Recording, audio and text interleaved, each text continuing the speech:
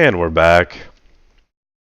So I've been considering exactly the best way to win as this Civ. And the thing is, you get pulled in a few different directions. So when you're considering religious victory, an important thing to know about religion is that there are kind of two types of religions. There's a religion for you, and there's a religion that you want to spread. And you actually want to build the religion differently depending on what your focus is. Let me show. There it is. So what I mean is, like, the first thing is how much you're investing. So if you invest only a few holy sites, you can get a religion. Like, you can get 4th or 5th religion. And you don't have to spend that much on it. You can get some good bonuses, and you can get them just for you. And you don't have to really spend any more production on that ever again. And that's one way to do religion. So what you would want to do is you'd get beliefs kind of like, what do we got here? Not follower.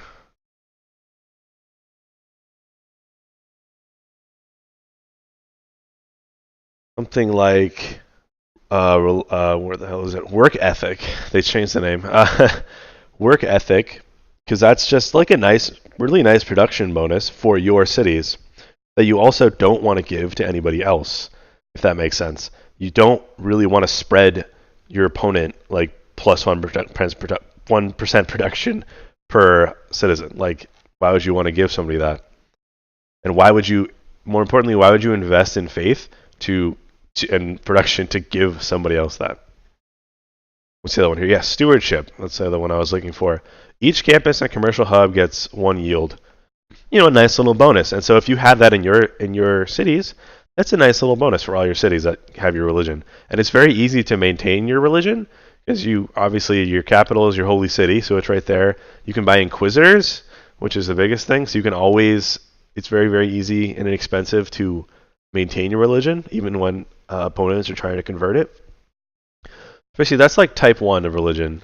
You can get something like Defender of the Faith, which is an amazing ability. Anyway, there's the second kind of religion, which is a spread religion. And what I mean by that is that's one that you want to spread as far and wide as possible. And that's the kind that can lead to a religious victory. So it takes a lot more investment because you need a lot of faith to spam apostles and missionaries.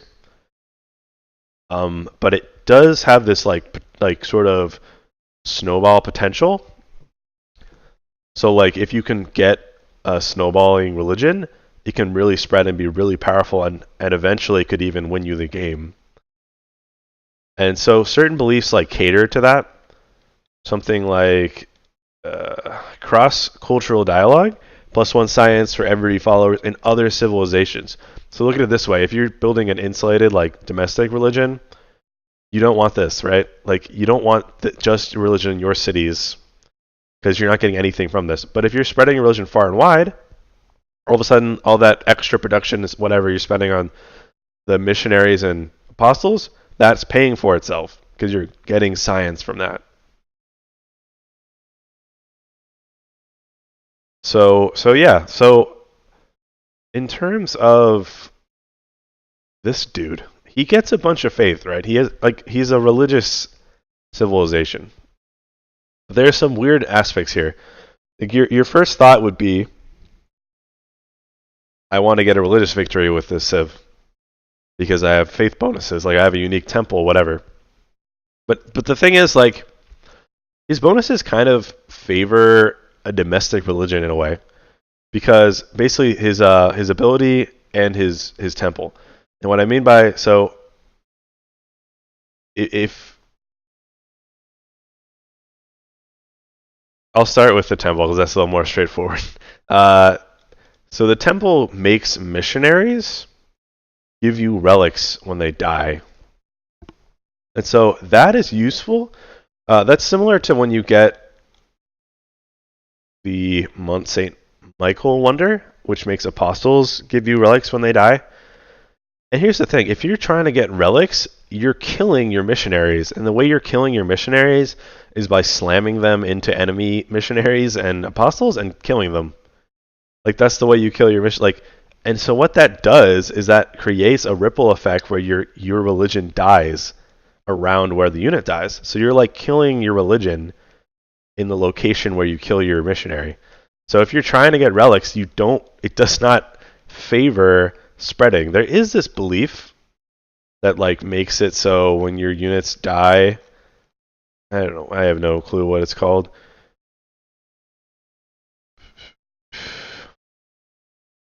Who knows? When you're monastic, there it is. So this one, monastic isolation, makes it so you don't lose pressure when your unit dies. So that would be a way to like compensate for that, right? But like in my opinion, like that's so frustrating that you would have to waste a slot on this just to use like your unique ability. Like that's stupid. Why would I do that? Why would I take that when I could get Defender of the Faith, something like that, you know? Any of these other ones really.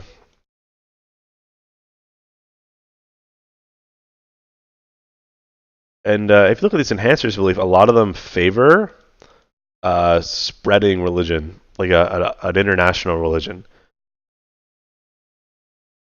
Crusade, Holy Order, Itinerant Preachers, Missionary Zeal, these all favor spreading. Only Defender of the Faith and like maybe Burial Grounds favor domestic religion.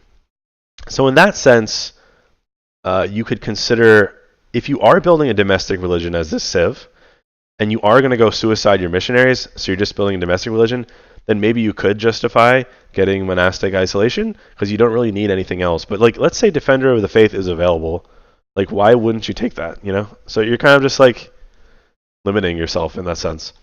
So anyway, and then in terms of the culture bombs, that's a bit of a, I guess that's sort of, it can favor either one because it encourages you to spam holy sites. And you're not going to build a ton of holy sites unless you're trying to spread your religion. So in that case, yeah, that definitely favors a international religion. But the temple really doesn't. And so it's kind of hard. Like, it would be interesting to try to abuse the relic mechanic, like get as many relics as possible to get a lot of tourism. The thing is, there's kind of not that much potential for that, or it's kind of hard, like, because there's only so many temples you can make, right? You can only make one temple per city, per holy site, assuming you put all that infrastructure in there. And so, like, you're in this weird place where, like, I'm Khmer, and my temple kind of screws me over. So, like, I make a bunch of holy sites, get my culture bombs, get my faith. I want to, spread my religion, getting all this faith and whatever. I want to use it because I'm building so many holy sites for this bonus. And then you're also incentivized to kill your missionaries. So I don't know. It's something to think about.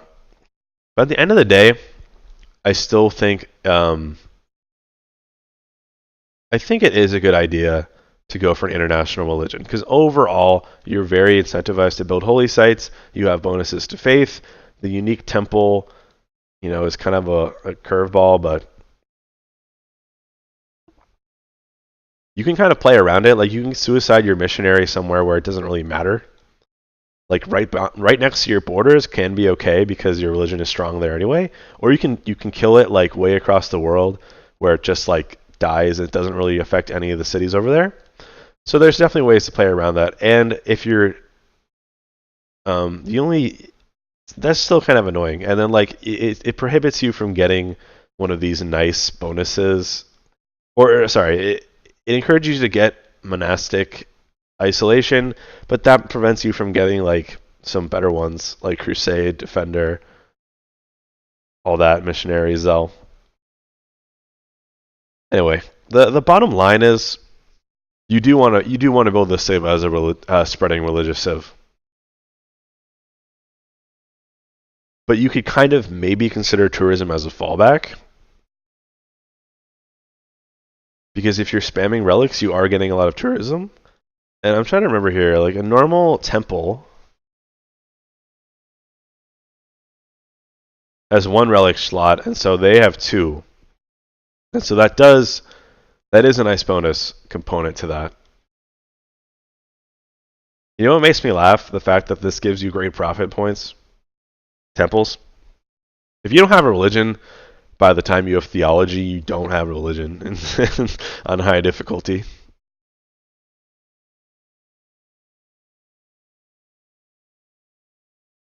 Hey, new pop. Always a fan of that. Capital is already at 5, which is nice. I'm trying to find a natural wonder, but I really just need to get this going as fast as possible. Foreign trade. Yeah, talked about this in the last part.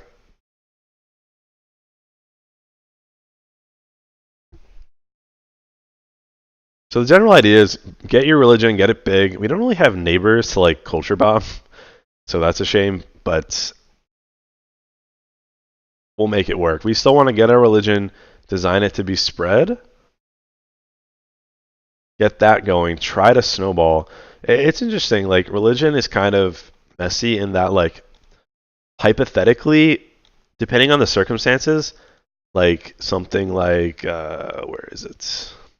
This can do nothing, or it can be like broken beyond belief. Like if you like are surrounded by two other religions and you can't really, it's really hard to spread. This does like almost nothing, or like it takes forever to like kick in.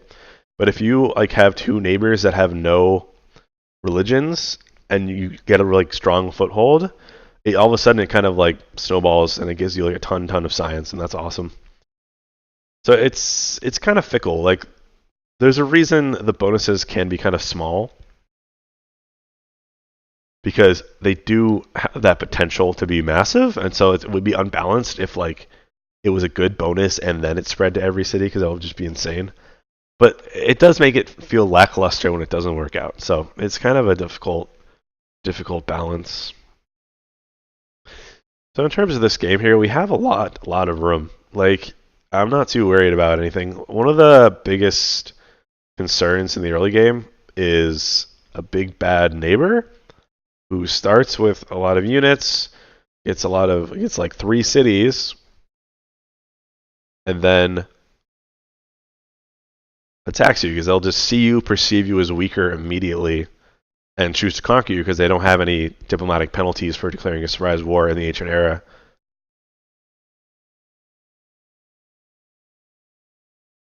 So I'm waiting 2 turns for my holy site. What do I want to burn 2 turns on? Might as well get monument. It's up for debate. Like I have this like I'm very dead set on using the card all the time. Like I don't want to build a builder unless I have craftsmanship. Unless I have Ilkum, I should say.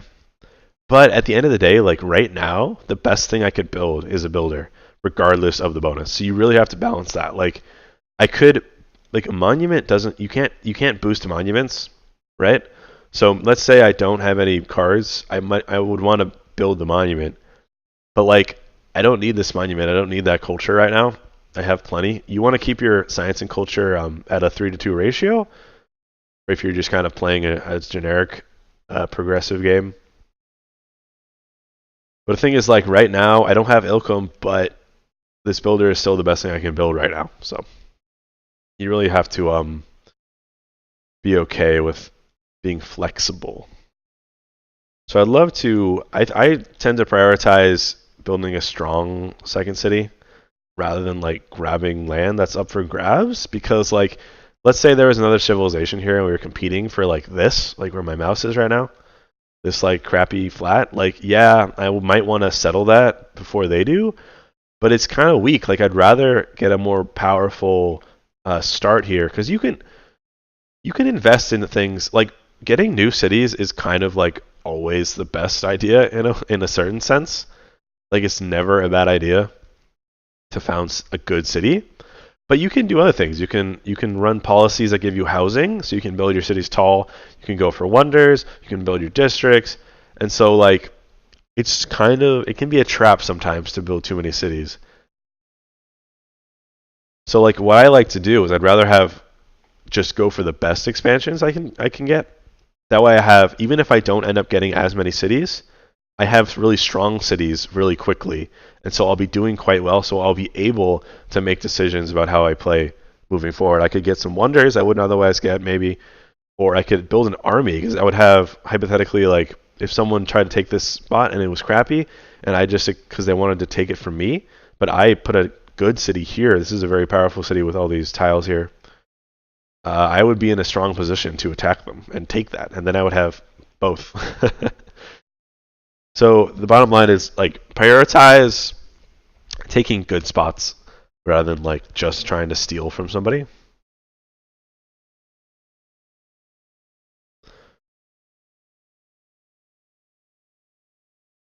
So I'm gonna run Ilkum for one turn and hopefully no, that doesn't matter. I was hoping it would bring that down to one turn, but alas,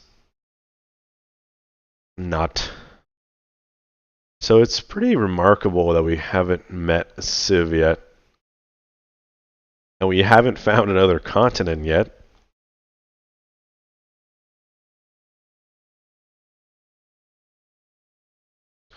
I'm going to get the galleys going as soon as I can, but like I have to build these holy sites now, or this whole religion thing isn't going to happen.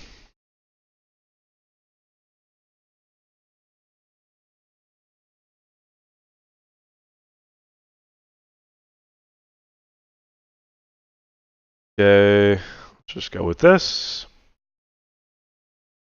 What could I buy here? I could buy a trader, which I'm inclined to do, but I'll wait until it has something to trade with. So I could start the holy site now, but why not put one turn in the builder? Like that'll get me like another production here and whatever, like kind of a no-brainer. So otherwise, I want to get this religion going, and then I'm kind of playing generally. So I want to make sure I have all the techs I need to like improve my tiles, like mining, of course. Oh, I didn't realize I didn't have mining. This guy will have to wait a turn. That's okay. Early Empire is really always the best way to go. As I said earlier, ultimately, pretty much the best thing you can be doing at any given time is getting new cities in the early game. Because that's just an enormous long-term investment. So one religion was founded. 2 other people are working on religions. So we're currently in line for 4th, most likely.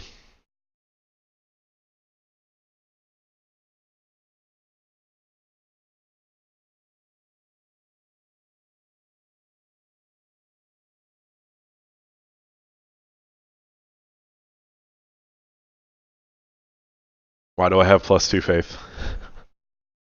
Please. I have this. And then I have 2 more faith. Oh, city-state. Yeah, because it was saying like, oh, +3 faith from this city. But what it really means is this city-state is putting 2 faith in the city. So that's not confusing. Anyway, getting my holy sites rolling here. This scout ran into a dead end, so I'm just going to bring him over here. Looks like there is still... oh, we did find the east coast, or what appears to be the east coast, over here. So this may end up being a large continent where we're isolated, which is interesting. That's very rare, I find. I find that it's extremely rare to be isolated like this. Even my warrior is so far from home. Don't actually have a slinger right now. I'm torn because I'd rather have a trader. What I like to do is I buy the slinger because it's pretty cheap, and I march it to the nearest barbarian camp and I get it the boost. Just buy a slinger as soon as you have 90 gold or whatever it is. And standard, it's like 120 or whatever. In this case, I'm gonna cheese out a trader because I want that production. But normally that's what I would do.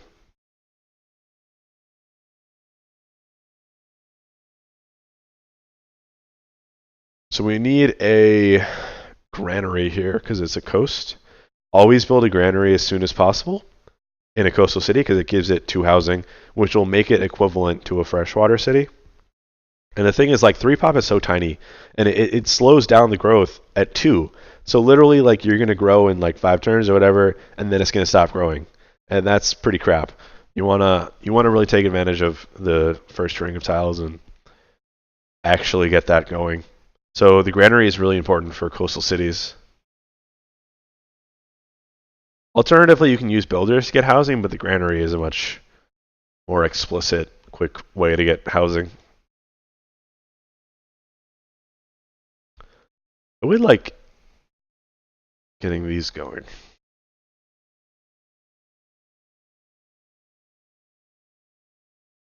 I might just start them because otherwise, like, monument is definitely a good choice here. Because if you didn't know, your palace in your capital gives you culture. And there's a like interesting thing about border growth is like the first couple points matter a ton. So there's a like the difference between 1 and 2 culture is massive. And the difference between like the 0.3 you get from one population and like having an actual like +1 or +2 is massive. So getting that monument actually massively increases your border expansion. Like your borders like almost won't grow at all for like a long time if you don't get a monument. But if you do and they're very inexpensive, not only are you contributing to your culture tech tree, but you're snowballing, you're kickstarting, I should say, the border growth of your city. But I'm making an exception here because I really want to do some more exploring. And yes, I don't have the boat bonus right now, but I'm going to get it in 3 turns, and I really just want to get this started. Alternatively, I could put 3 turns into the monument. That way I'm maximizing my bonus. And the thing is, I might actually do that. The reason being, like I want to get my galley, but it doesn't really seem to make much of a difference whether I wait 3 turns or not. Like, I want to get my holy site as fast as possible. That matters a lot. But in terms of the galley, like, it's kind of hard to say how much 3 turns will really matter. Like things like wonders, or religion. That's different than like getting casual boat going.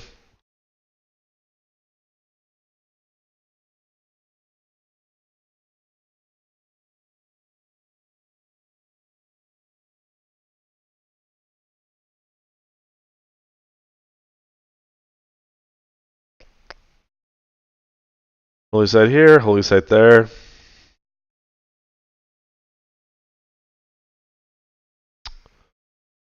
What I really should do here is have this one build a holy site as well. That actually just slipped my mind. I mean, that was my plan all along. Like, the general plan, if you're founding religion, is builder or scout, builder, settler, holy sites, 2 holy sites, as fast as you can.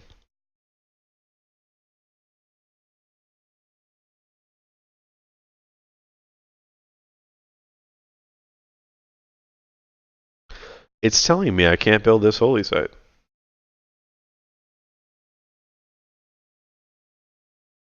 Oh, because I can't. Oh, that's really interesting. Because I can't harvest wheat until I have pottery, so I can't delete. I can't delete this wheat until I have pottery. Sad life. So I have to wait a couple turns. So in that case, I will sink those turns into the monument, but I'm still going to switch it over. Yeah, because I don't have any money to buy another tile. And you can't clear jungle. I would like to put it here, like where my mouse is, next to this forest. But I can't clear the jungle. Not that the forest, because only one forest doesn't boost it, but at least it would be a tile that otherwise wouldn't really use, and it would be touching my capital.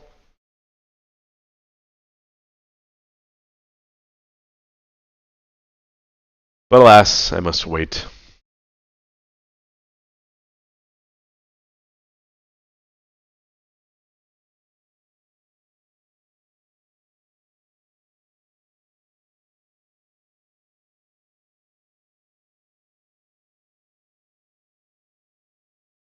I still would really like to get a slinger going here. So we have to make a decision about Pantheon.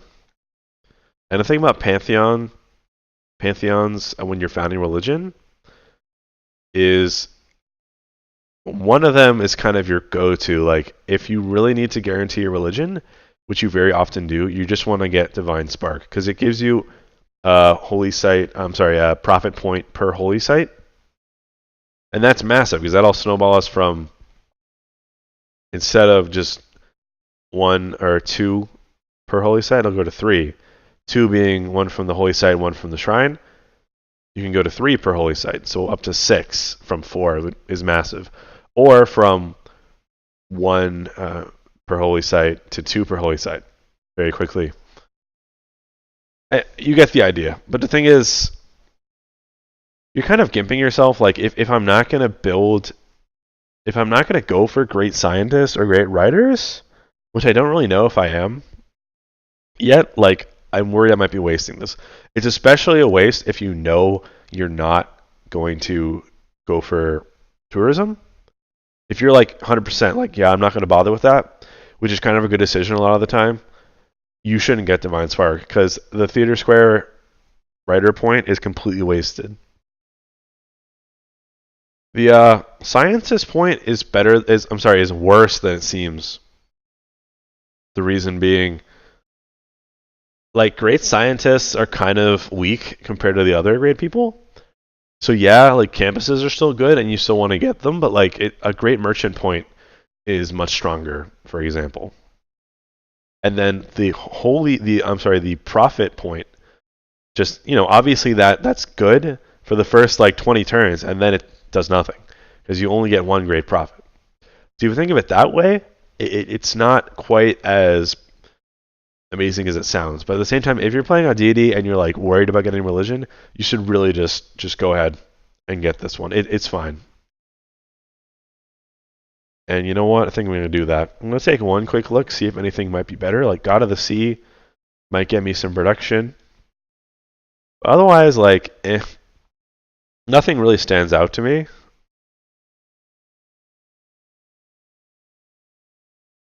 I don't have any like mass amounts of resources. I like fertility rights can be okay-ish. Religious settlements is kind of nice default if you don't have anything better to pick. The rest of them are kind of crap. So all that is kind of a good reason to pick Divine Spark as well. I'm not really missing out on that much. All right, you. Might as well harvest that.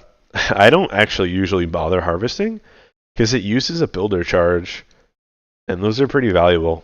You could get like and it's kind of hard to time things like, which I mean, like, it's kind of really lucky that I could actually harvest this at the exact time that I need to.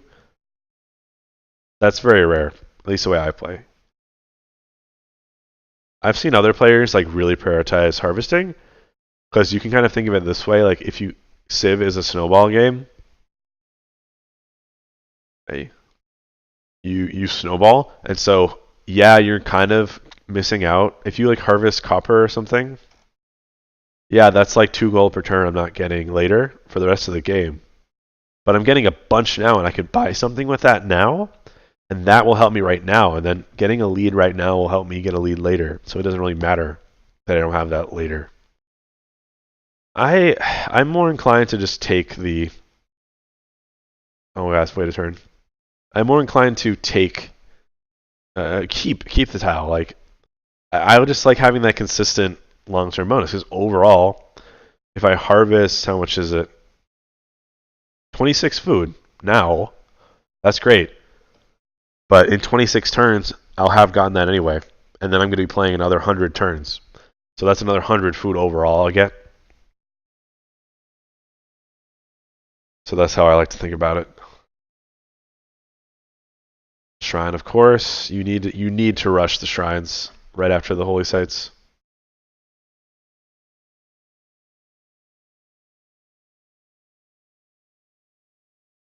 Say it work for us, of course, and you're going to want to get with any game whatsoever. You're going to want to get political philosophy as quickly as possible. That gets you those powerful bonuses. And after that, if you're going for religion, you're going to want to get mysticism. The reason being, any of these governments will have the wildcard slot, and you're going to want to stick revelation in there. So you're going to want to go political philosophy into mysticism. This is how you maximize your great profit points. 2 cities very quickly, 2 holy sites with shrines very quickly, divine spark if you need it, political philosophy into mysticism to get the 2 points. That's really the best you could do. Like, you can't do any better than that unless you build Stonehenge, but that in itself is a pretty remarkable feat on high difficulty, even after the patches.